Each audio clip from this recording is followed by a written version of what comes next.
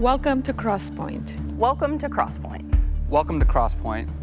We are an inclusive faith community seeking to live out the loving, just, and generous way of Jesus. We are participants in a long tradition. It's less concerned with doctrines and dogma that demand total agreement, but a life to be lived, enjoyed, and given away to others. What unites us is a growing awareness that life is precious. That we are made by love in order to love. This community is comprised of and affirms the entire human family. Regardless of race, age, creed, physical abilities, marital or economic status, gender identity, or sexual orientation. So, if you're curious and have come to see, if you are tired and have come to rest, if you are grateful and have come to share, if you are wounded and have come to heal, if you're joyful and have come to celebrate, if you are uprooted and have come to belong, welcome home. Welcome home. Welcome home. Welcome home.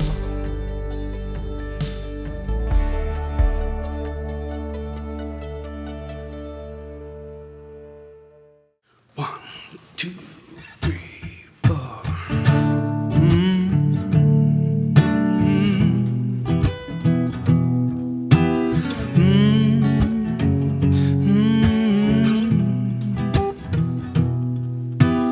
Bluer than a cloudless April sky, hotter than the stars that scorch the night, twirling in the tear that you can't cry. God is in the looking of your eyes.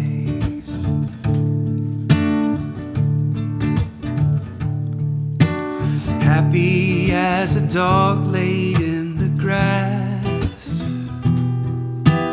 written in a nation's violent past, as empty as the time you try to pass. God is in the questions that you ask.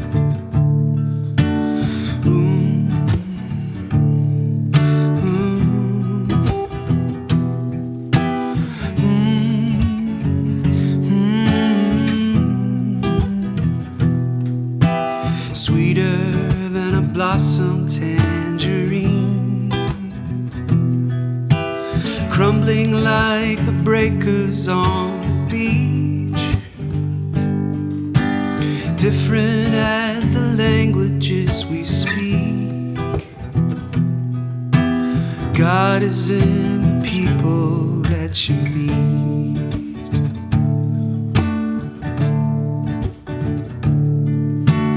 Pure as babies in their mother's arms, broken as the loneliest of hearts, deeper than your soul so torn apart. God is in the person that you are.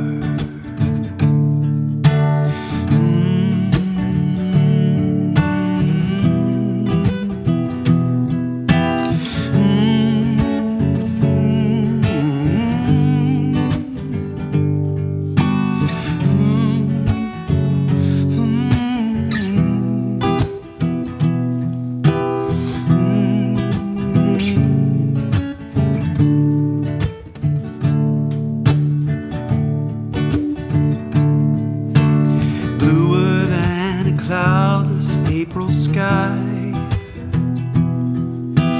hotter than the stars that scorch the night, twirling in the tear that you can't cry. God is in the looking of your eyes. God is in the looking of your eyes. God is in the looking of your eyes.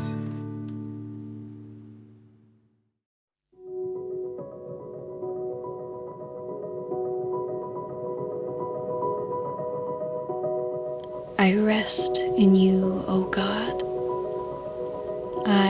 in your safekeeping, body and soul held in peace.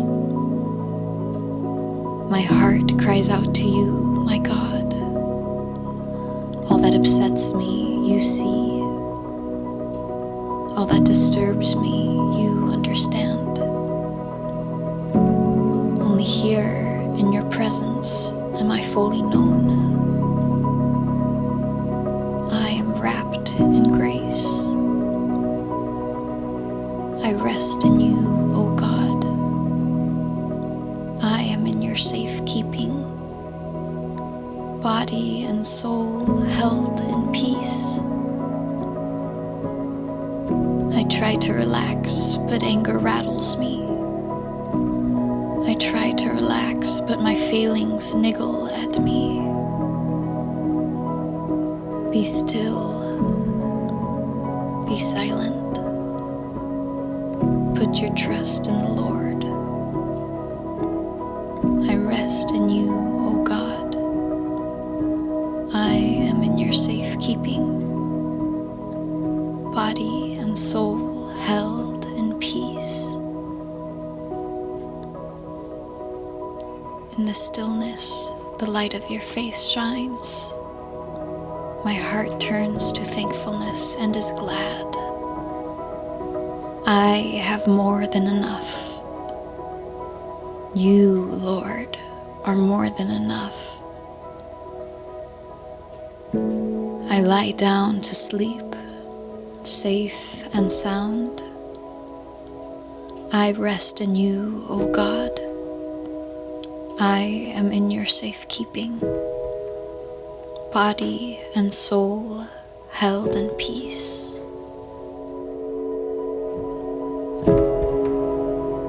Be still and rest. You are held in peace.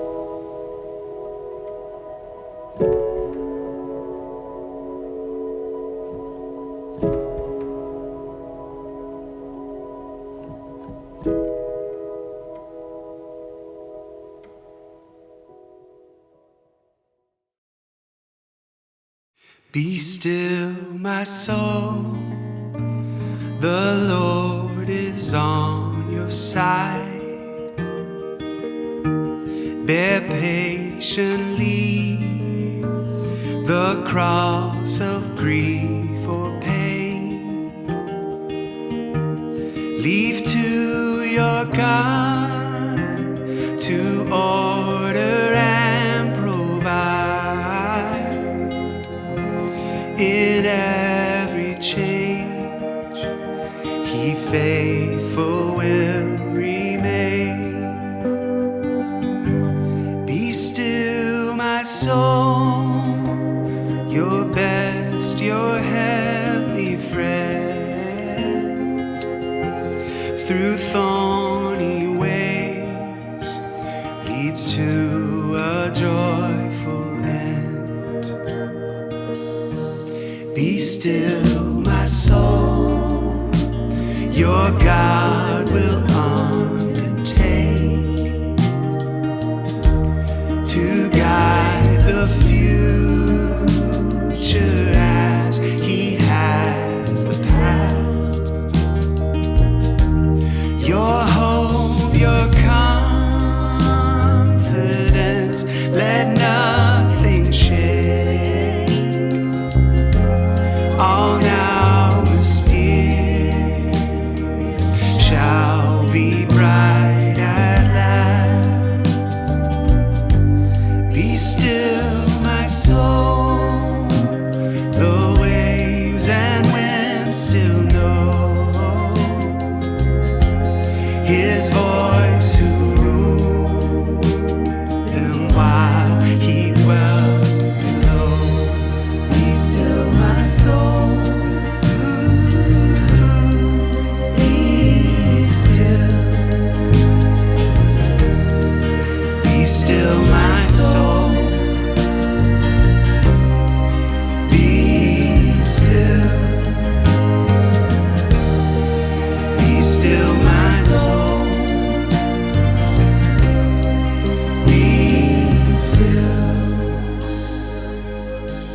Be still, my soul, when dearest friends depart,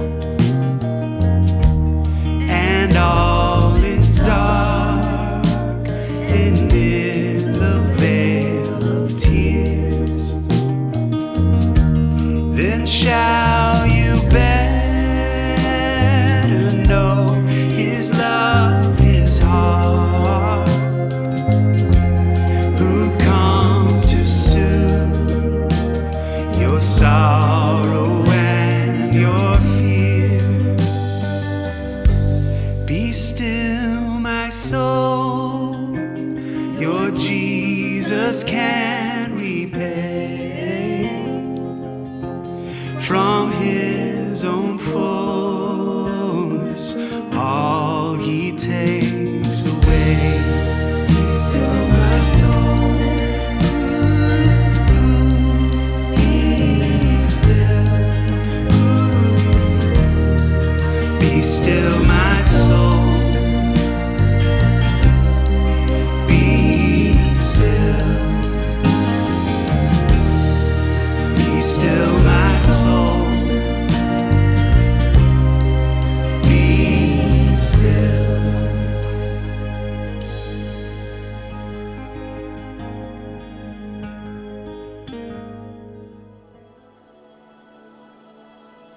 Good morning, Crosspoint. We're glad to be synced up with you this morning. And I hope that you are as full of joy and peace as you are full of pollen and antibodies.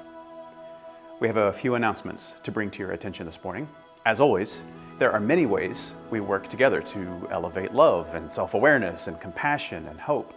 And pooling our resources together is the common denominator in a lot, or maybe all, of that work. So if you'd like to fund and sustain Crosspoint, not only from its day-to-day operations, but to the many things that we get to do in the community week to week, you can contribute financially using PayPal. You can mail a check. You can donate stocks. There are several options. Go to crosspoint.org/contribute or text crosspointenc to 77977 and look for info on the easiest way for you to get financially involved. Next, I want to point to our upcoming parenting lab. Research shows that healthy sibling relationships have a significant benefit to us well into our older years, and unsurprisingly, parents can play a huge and important role in helping to shape a positive sibling relationship that reduces rivalry and conflict, those sorts of things. Well, Kim Barnes, our very own Kim Barnes, who heads up Crosspoint's children's ministry and who is an incredible mom of an incredible 4 children, will lead our discussion about how to nurture these sibling relationships really well and for the long haul. Registration, by the way, if you're interested, it's not required, but registering helps us in planning. So if you can, let us know that you intend to attend at crosspoint.org/parenting labs and note the little hyphen between parenting and labs as you do. Also, our next installment of Conversations is going to be very helpful. The topic this time is healthfully coping with anxiety and depression and what's to come post-COVID. Our guest speaker is licensed clinical mental health counselor Steph Rowley, and she specializes in the treatment of depression and anxiety. And she's going to share some very helpful strategies for a variety of people and a variety of experiences. Again, registration is not required, but it is helpful, and it's going to allow us to collect some questions for Steph ahead of time. And this is just a couple of the things that are happening and what's coming at Crosspoint. And so we hope that you'll find a way to engage, find a way to participate in a way that makes sense to you, because we mean it when we say it, that we are in this together. So we're glad to be in this with you this morning.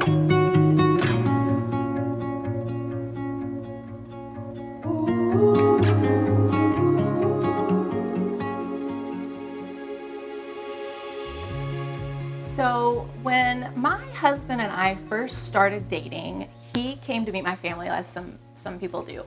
And they had recently moved to Ohio while I was in college. And so I didn't know a lot of people at the neighborhood. I didn't know a lot of people at the church where my dad worked.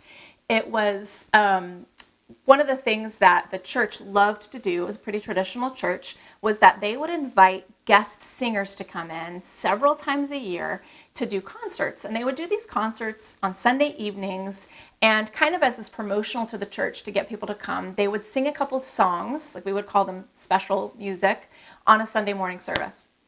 Well, the day that Brandon and I visited, we happened to be one of the Sunday mornings that one of these guest singers was there.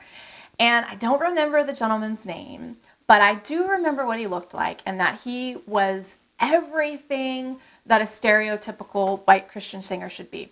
He had the blonde, big hair. He had the smile that had been like clearly practiced and perfected for hours in a mirror. He had perfect teeth. And this particular guy was incredibly expressive. He was expressive with his face, and he was expressive with his arm gestures. And honestly, he probably should have been on Broadway. He was just over the top. So we were all sitting in pews, as you do in church sometimes, and we were watching him sing this song about God reaching down from heaven and to touch us. And as he would say the word reaching or the word reach, he would stretch his arms out to the crowd very dramatically. Well, that was bad enough, but to make matters worse, he started walking around the aisles and he began reaching out and touching people in the pews as he said those words. And so he was so heartfelt that Brandon and I, super mature college graduates that we were, couldn't contain ourselves. We burst into just the biggest amount of giggles. And you know when you're sitting there trying to contain it, it's not contained at all. Everybody knows what's happening. It was completely inappropriate, I know, but we could not help it. The guy was so sincere. So we were sitting in this middle pew. There were several pews in front of us. People were all around us. And the song, honestly, I mean, it couldn't have been more than 3 or 4 minutes, but it felt like it dragged on forever. And the man just kept migrating towards us. And every time he reached out, it sent us into this other fit of like just another fit of laughter. And as he kept walking through the aisles, he kept touching hands and he kept touching shoulders. All I could think was, don't make eye contact. Don't make eye contact. Because I knew deep within my heart that if I did, we would absolutely lose whatever control we had left. I did not want him coming over. And honestly, I didn't feel like he was going to do it anyway. We had plenty of people cushion. We were in the middle of the pew. But I was so incredibly wrong. I, at one point, glanced up, just out of the corner of my eye to make sure I knew where Singing Man was. And he looked at me right at that moment. And he caught my eye, and to my horror, he began coming our way. And as he inched closer and closer, I still thought to myself, there is no way he's going to reach out to us. We're in the middle. We're surrounded by people. But sure enough, the man got to our pew, and he didn't touch my mom's hand, who was right on the edge. He didn't touch my dad's hand. He didn't even reach for the shoulders of the 2 other people between us and the end of the pew. He reached out to Brandon and I, armpit in the faces of the people in the pew, and he waited. He waited until we touched him back. And we reached out and gave him a touch just so he would go away. And we could barely contain ourselves. We were like a bunch of little kids. And my mom was so embarrassed, and my dad was so embarrassed. And honestly, we were a little embarrassed. We just couldn't help ourselves. And if I had been old enough to ground, or young enough to ground, I guess, she totally would have grounded me for the rest of my life. She was so upset. Well, after church, my parents and my siblings drove home, and Brandon and I followed not long after that in our vehicle. We were still laughing and giggling about it, still a little embarrassed with ourselves and our lack of control. And we came into the house, and my dad announced that we had a guest for lunch, which wasn't unusual for my family. But who should it be? You guessed it. It was the blonde, teethy, big-haired, overly enthusiastic singer from the morning. He was just as smiley as he had been walking around the pews earlier, and we were horrified because we could not look the man in the eye. We had no idea how we were going to make it through lunch. So we welcomed him. We falsely complimented him on his performance that morning. We sat down for Sunday lunch at the table. My mom, my dad, my sister, my brothers, Brandon, and this gentleman. And my dad began the prayer. Everybody's eyes closed. It was this, the prayer I'm talking about, the impress your guest prayer. There's lots of fathers inside of it, so it's really long. Everybody's hungry. Well, part of the way through, I braved a glance at one of my brothers who were sitting right across from me. And of course, he catches my eyes, and he'd been waiting for that moment. And he reached out in the middle of the prayer and made the face that the man had made. And I burst into giggles and started laughing again, unable to contain myself, horrifying my mom, infuriating my dad. I remember nothing else about that lunch.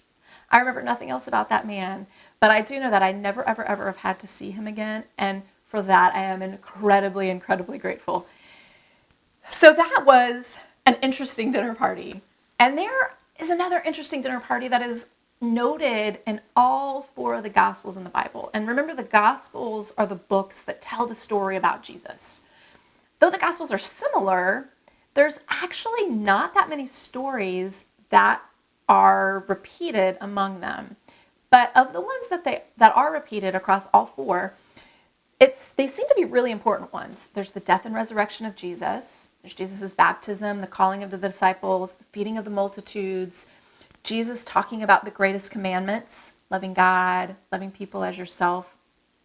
And then there's a story of this dinner party. And it's told with a few different details in each book. But the main idea, it's important, is all the same. And I want to read the version from the book of Mark, chapter 14. And it says this: While he was at Bethany at the house of Simon the leper, as he sat at the table, a woman came with an alabaster jar of costly ointment of nard.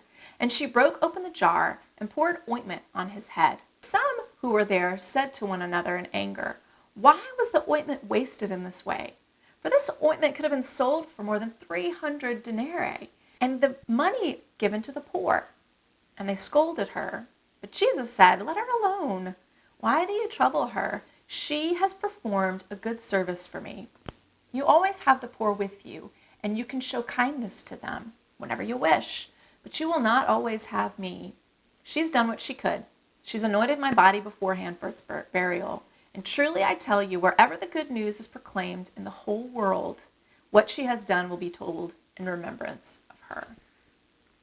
So this story is told all 4 Gospels. And basically a man named Simon, or Lazarus, if you read a different version, he was the host. He had invited some people for dinner. He had a skin disorder that Jesus had healed him from. That's why he's called Simon the leper. And perhaps Simon had invited Jesus to dinner to express gratitude to him for healing.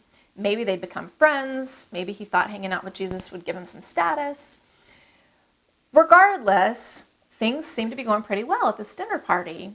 The company was good, the food was delicious, the conversation was good, and overall it seems like this dinner was a success. Then, the most unusual and unexpected thing happened. A woman showed up. And it seems pretty clear from what we read that she wasn't actually invited to the party. And in most of the accounts, the writer doesn't even give us her name. Who she was has been written out of history, and actually names later in some of the other books were added later. So we don't actually know who this woman really was.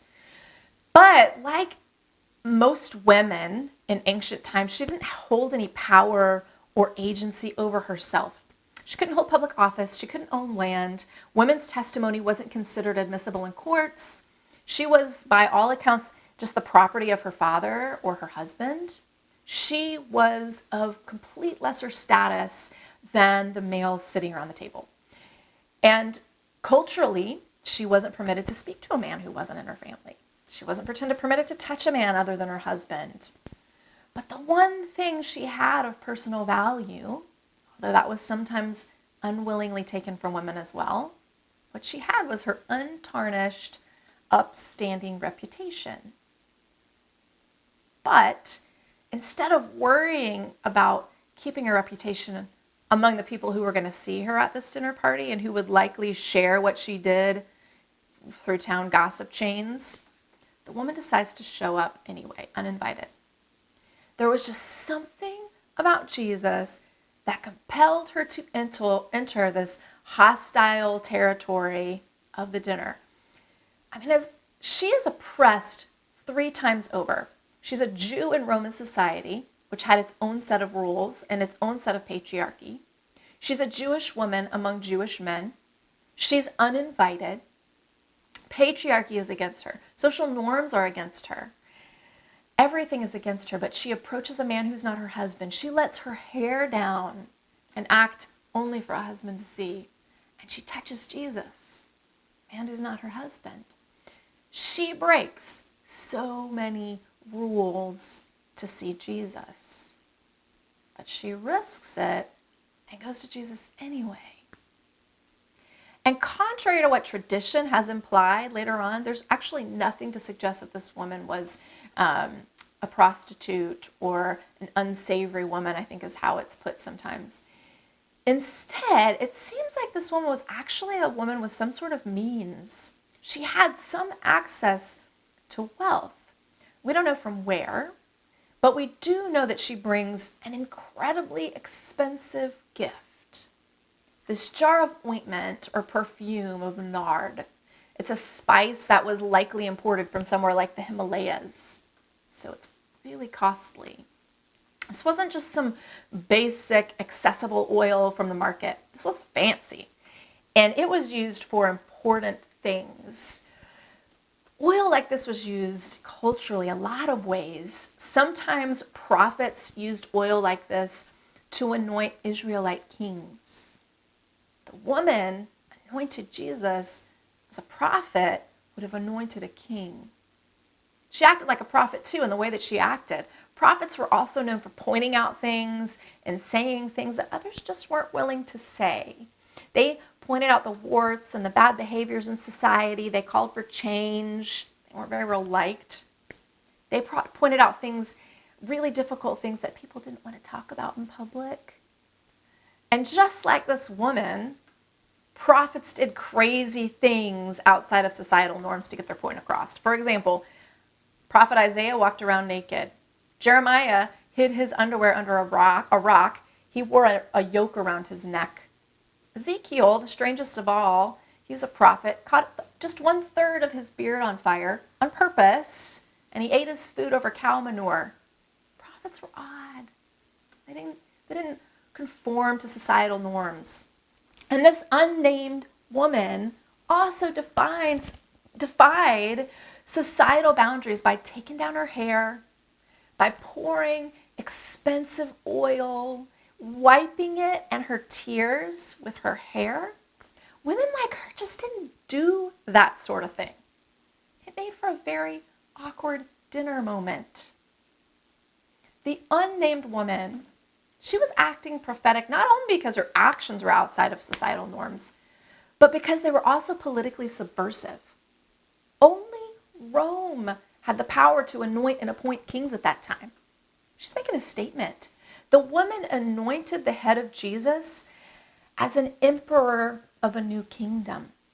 The same head, Jesus' head, in just a few days' time would be wearing a crown of thorns. And above his head, it would have a mocking sign that said, "The King of the Jews."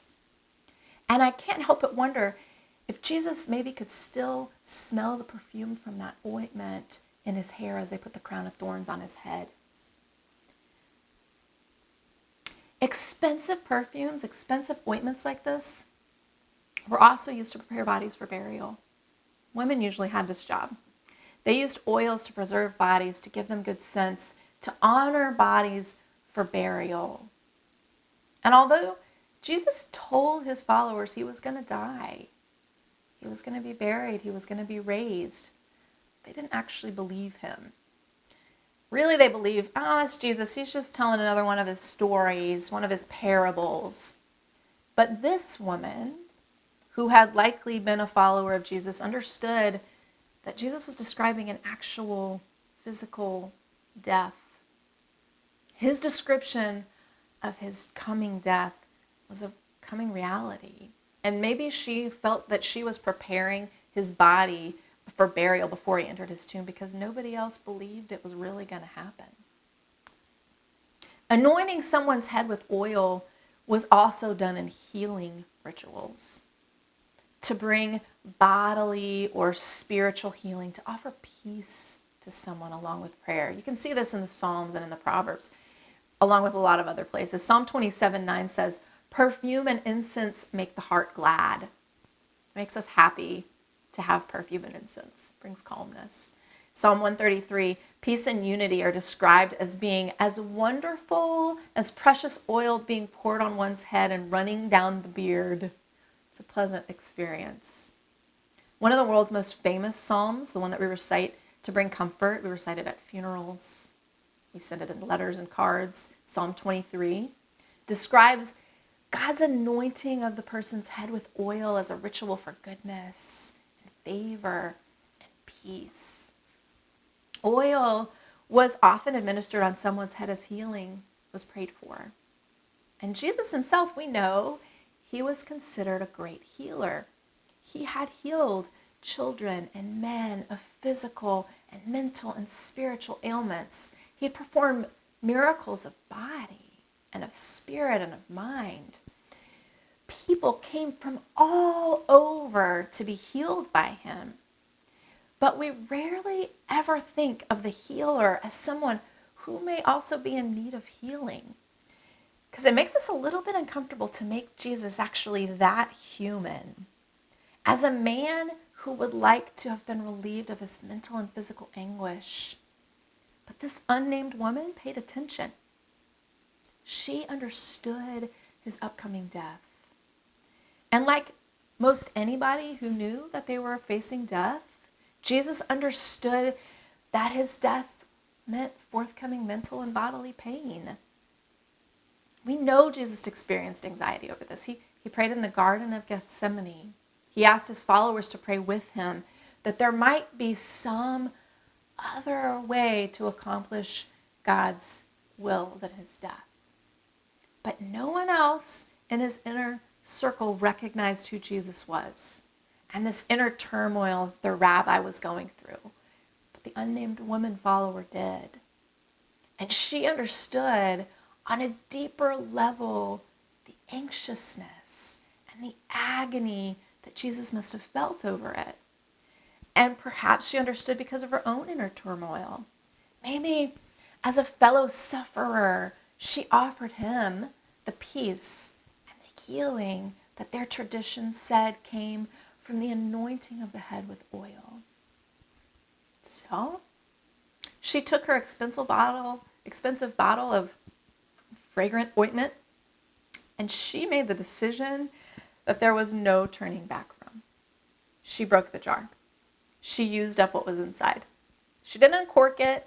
She didn't remove the top and just use a few little drops. She went all in. There was no changing her mind when she broke the jar. She knew what she had come to do. There was no putting the oil back in. The woman saw Jesus for who he really was, and he saw her.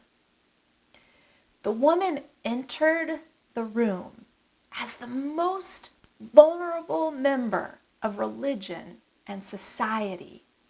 Someone that I'm embarrassed to say we likely would have approached and said, "Can I help you?" as they came into the room because they simply looked like they didn't belong there. But she didn't hide. She broke boundaries in the name of truth, in the name of honesty, in the name of authenticity.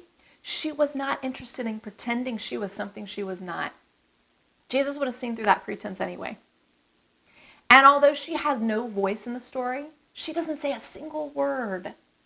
She claimed this agency with confidence. She scoffed at the consequences. She stepped out of religious and societal norms as her full, authentic self in order to honor Jesus and to recognize him as his true self too. The God-man King.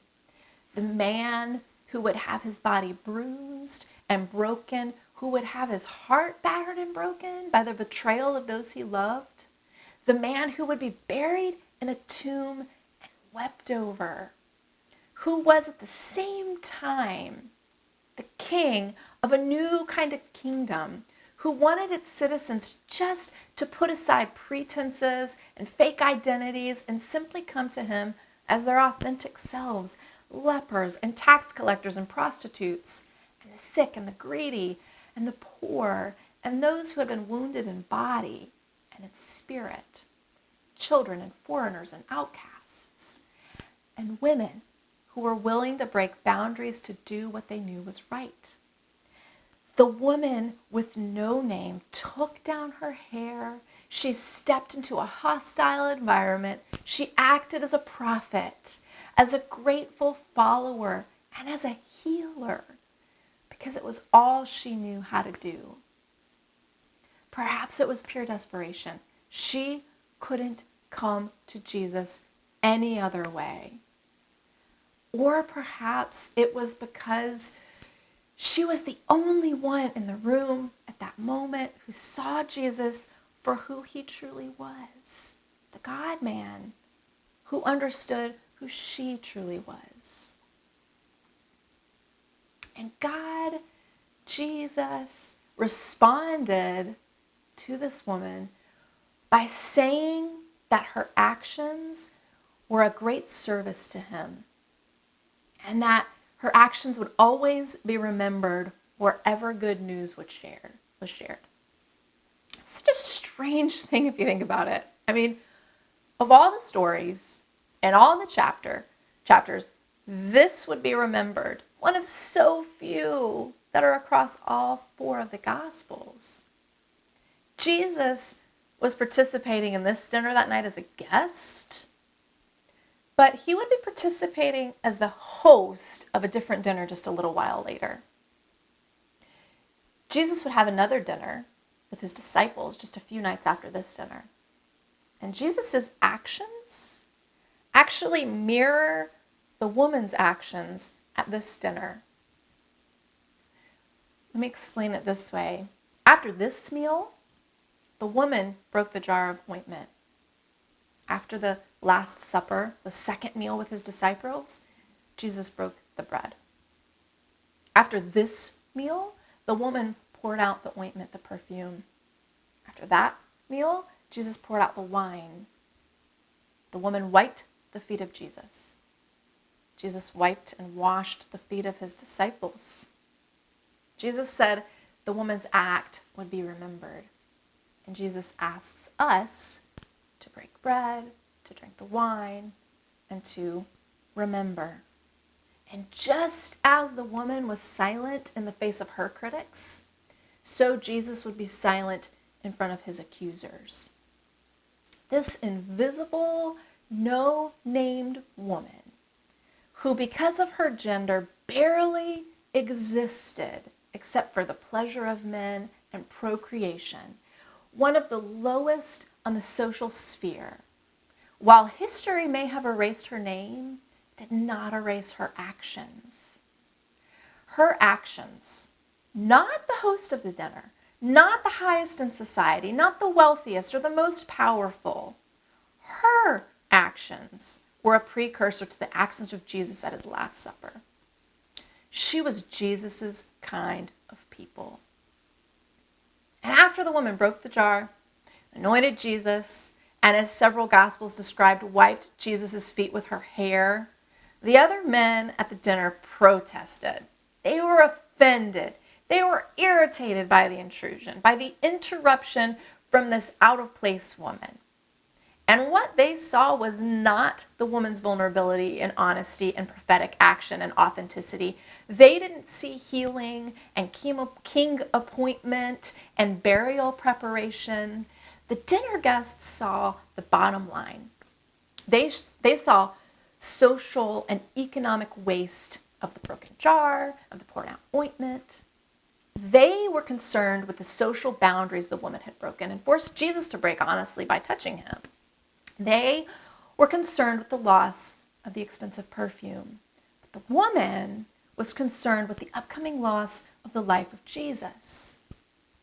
And where the men were concerned with the practical economics of the buying and the selling of this ointment, Jesus was concerned with the spirit of the giving and the receiving.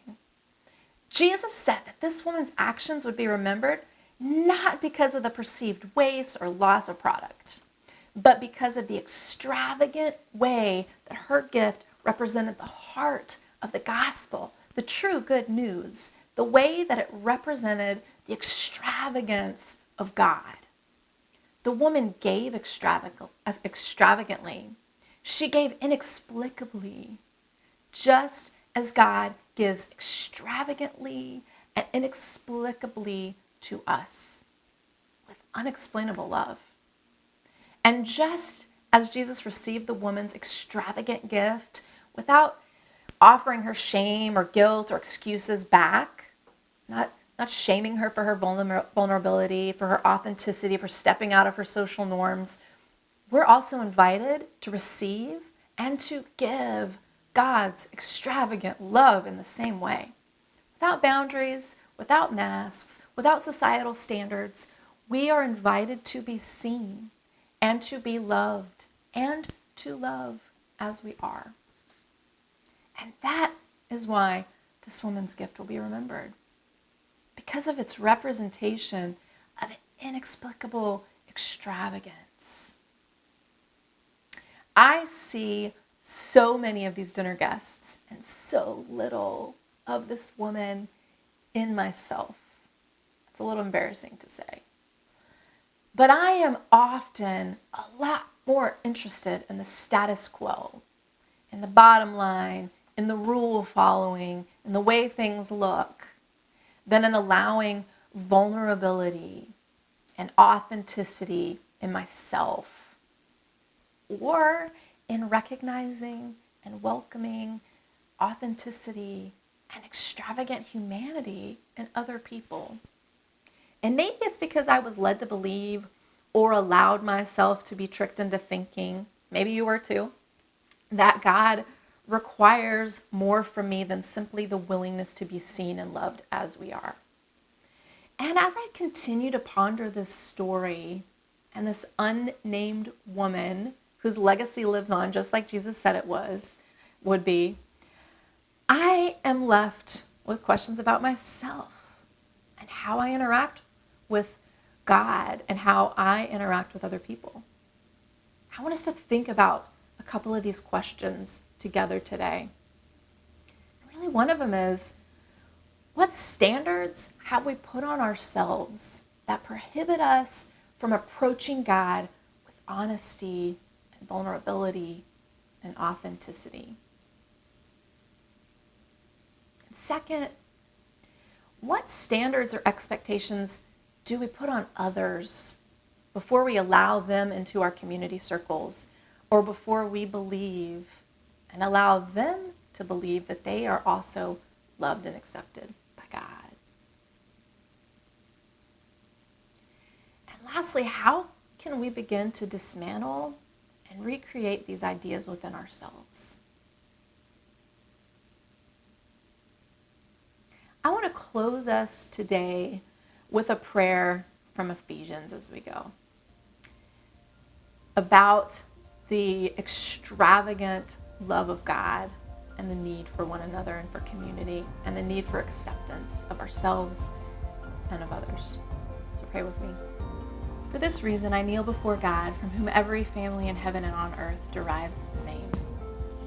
I pray that out of God's glorious riches, they may strengthen you with power through their Spirit in your inner being, so that Christ may dwell in your hearts through faith.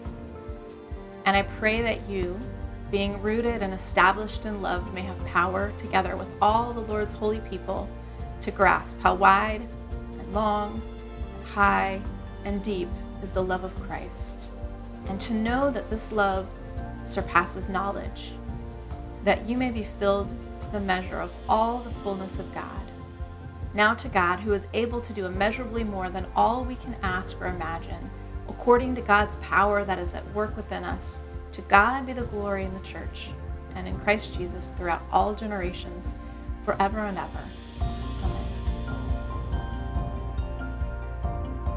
Thank you for joining us today, and welcome home. If you are in need of assistance during this crisis, please reach out at crosspoint.org/help.